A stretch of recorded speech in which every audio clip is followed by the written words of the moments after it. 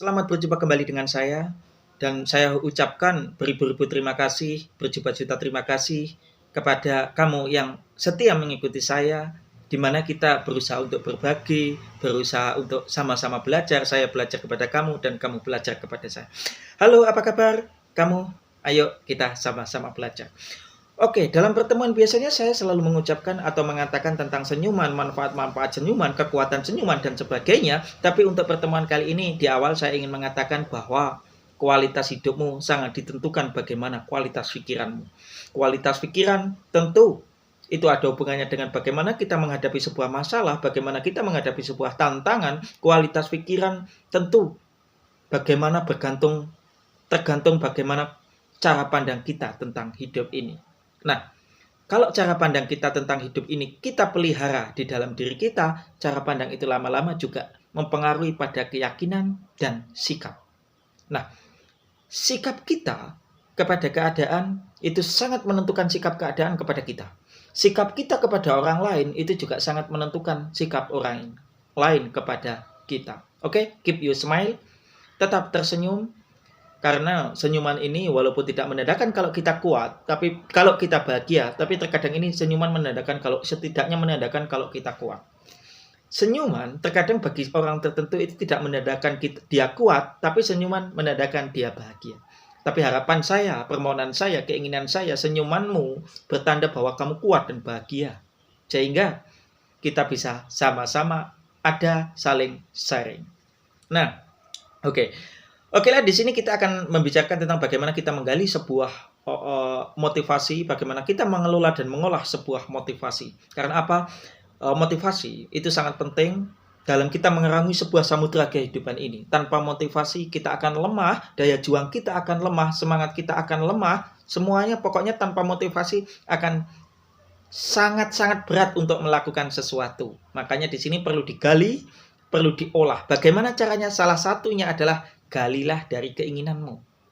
Nah, walaupun keinginan ini, walaupun hanya dengan keinginan kita tidak bisa mendapatkan apa-apa, tapi keinginan ini yang penuh dengan motivasi tentu akan mempengaruhi sikap kita, dan sikap kita tentu akan mempengaruhi hasil. Makanya gali keinginanmu.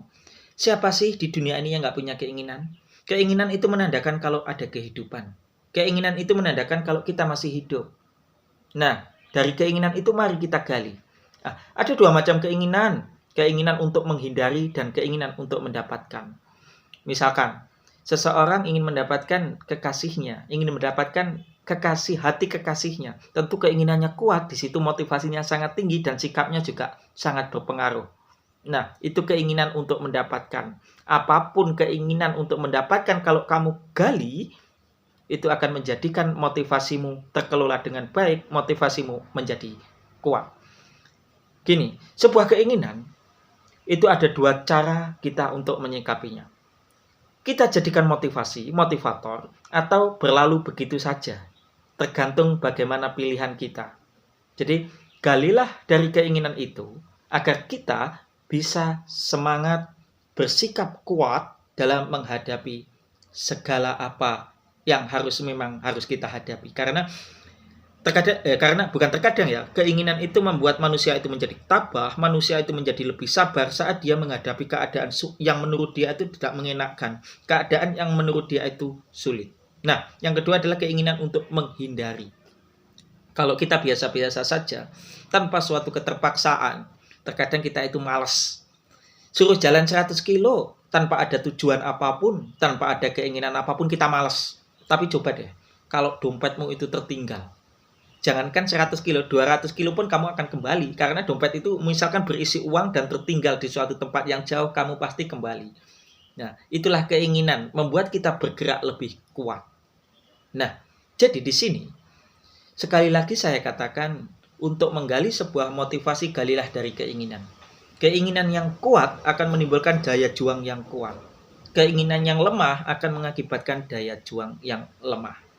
Jadilah, mari kita jadikan keinginan yang ada dalam diri kita itu sebuah motivasi, agar kita lebih kuat, agar kita lebih semangat dalam menjalani apa yang kamu impikan. Karena kekuatan keinginan ini memang benar-benar luar biasa. Jangan sampai keinginan yang memang benar-benar kamu inginkan itu berlalu begitu saja dalam diri kamu. Nah, jadi tetap kamu bersemangat, gali potensimu, galilah dari keinginanmu, agar kamu tetap termotivasi dalam menjalaninya. Oke, keep your happiness, keep your smile. Sampai di sini pertemuan kita kali ini. Singkat, padat, tapi semoga ada pelajaran yang bisa kita ambil dari semua ini, ada nasihat yang bisa kita ambil dari semua ini. Selamat berjumpa di pertemuan selanjutnya.